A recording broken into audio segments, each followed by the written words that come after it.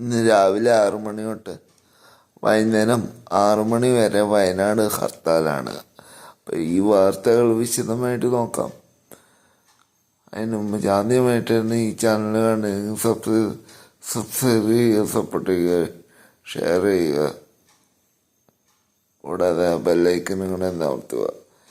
LDF ഉം UDF ഉം ഒന്നിച്ചാണ് ഹർത്താൽ നടത്തുന്നത്. കാരണം വയനാട് ചൂരൽമലയിലുണ്ടായ ദുരന്തത്തിൽ കേന്ദ്രം അനാസ്ഥ തുടരുകയാണെന്നും പറഞ്ഞാണ് ഹർത്താലിന് ആഹ്വാനം ചെയ്തിരിക്കുന്നത്. നാളെ രാവിലെ 6 മണി തൊട്ട് വൈകുന്നേരം 6 മണി വരെയാണ് ഹർത്താൽ. ചൊവ്വാഴ്ച സ്കൂളുകൾക്കും വയനാട് ജില്ലയിൽ അവധിയാണ്. നമുക്കറിയാം, 400ഓളം കുടുംബങ്ങൾ അനാഥരാവുകയും 400ഓളം വീടുകൾ നശിച്ചു പോവുകയും 100 കോടിയുടെ നഷ്ടം വയനാട് ഉണ്ടാവുകയും ചെയ്തു.